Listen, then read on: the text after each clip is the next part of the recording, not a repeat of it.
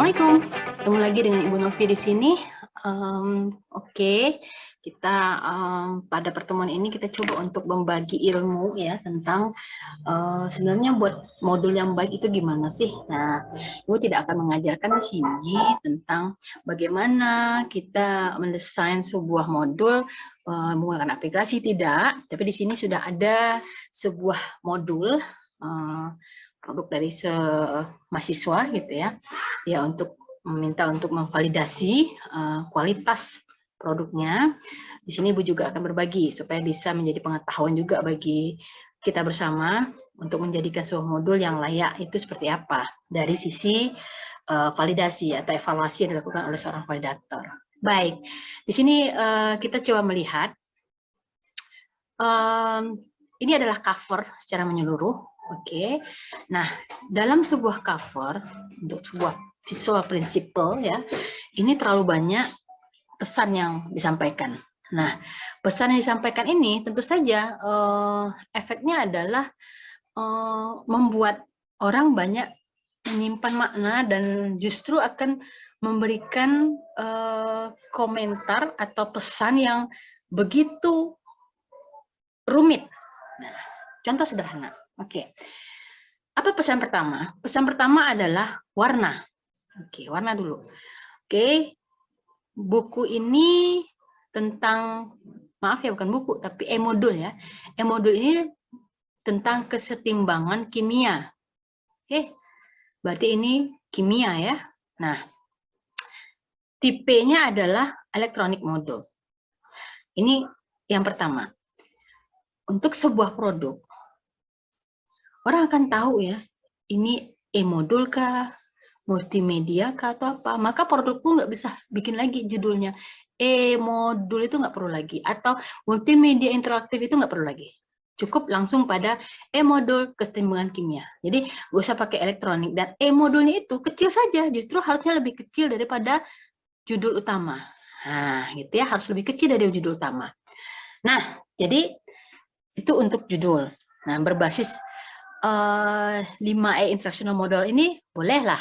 Tapi sebenarnya ini juga sudah menimbulkan pesan yang berbeda gitu ya. Ini kan berbasis, ini kan termasuk kategori produk judul ya, judul penelitian dia. Maka seharusnya untuk sebuah cover itu, ya ini cover baru ya, kita cukup membuat keterangan yang terkait dengan identitas produk saja. Identitas produk itu apa? Kalau e-modul berarti tentang e-modulnya saja. Jadi identitas produk dalam konsep ini, apa nama produknya, berbasis apa dia, siapa yang menyusunnya, siapa dosennya, institusi apa dia, itu covernya berbeda lagi harusnya. Jadi jangan di cover yang ini. Jadi ketika kita melakukan proses disseminate atau penyebaran, tidak terbawa pula cover ini, cover yang terkait dengan identitas, yang terkait dengan skripsi atau tesis kita. Nggak ada, jadi memang produk yang full produk saja. Jadi harusnya berbasis 5E instructional model ini juga tidak masuk kategori cover utama dari sebuah produk e-modul. Itu dia. Lalu untuk yang berstandar kurikulum 2013 revisi ini nggak apa-apa, bagus, itu dimasukkan juga untuk menunjukkan bahwasanya ini sudah sesuai dengan kurikulum yang berlaku. Nah, tadi kita bicara background-nya kan. Nah, di sini ada judulnya kesetimbangan kimia. Tapi kenapa di background-nya itu secara menyeluruh ada pula aksesoris begini? Nah, kalau dari sisi visualisasi untuk sebuah estetika itu mungkin boleh saja. Tapi ini kan produknya untuk pembelajaran. Jadi kalau untuk pembelajaran itu semuanya itu harus berhubungan menyeluruh sesuai dengan temanya atau kontennya gitu ya. Nah, jadi nggak usah pakai background begini, tapi coba carilah background yang memang mendukung materi tentang keseimbangan kimia. Nah, jadi nggak usah pakai apa istilahnya, garis-garis tepi segala macam, itu nggak usah ya. Jadi kita harus lengkapi aja. Nah ini seperti ini. Kenapa ini nggak penuh saja? Yaitu sebenarnya seni seseorang lah ya. Cuman bagaimana menyampaikan cover yang full, tapi tidak perlu ada memunculkan nilai-nilai yang tidak ada hubungannya dengan konten. Oke, itu yang untuk di atas baru ya. Sekarang kita coba pada bagian berikutnya. Di sini ada disusun oleh, berarti ini bukan susun, tapi desain. Kenapa Ibu katakan bukan disusun? Dia nggak nyusun materi. Materi ini dia cari, bisa saja kita dapatkan dari internet, dari buku, kita duplikasi, lalu materinya nanti kita, materi pelengkapnya kita ambil di YouTube atau apa gitu ya. Nah, artinya kita sebagai desain rancangannya, bukan penyusun. Nah, jadi di sini harusnya diganti dengan desain ya, desainnya Amelia Putri dan seterusnya. Nah, di sini ada dosen pembimbingnya nih. Nah, untuk sebuah produk, dosen pembimbing itu nggak boleh muncul di cover utama. Harus cover tersendiri. Nah, mungkin tekniknya adalah di cover ini, oke, di cover ini bikin dua. Yang pertama, cover identitas produk terkait sebagai produk ilmiah atau akademik. Apakah ini skripsi atau tesis atau disertasi. Yang kedua, cover khusus untuk konten atau yang terkait dengan materi yang akan dibuat atau diproduksi. Yang katakan tadi, covernya ada dua berarti di sini.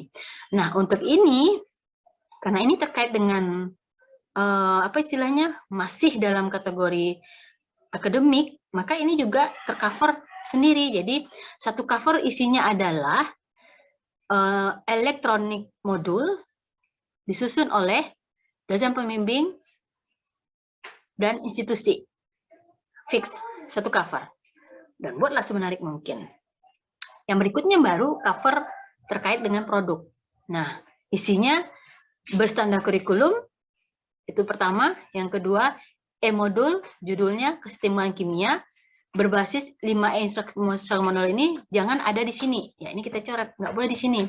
Ini kapan, di mana adanya? Di cover yang pertama tadi tentang identitas. Identitas akademisnya. Yang berikutnya adalah cover utama atau desain utama untuk kelas sekian. Oke, ini gambarnya. Dan untuk menyeluruh dari cover ini, untuk desainnya cover itu semua yang terkait dalam nilai-nilai estetikanya itu harus berhubungan dengan konten.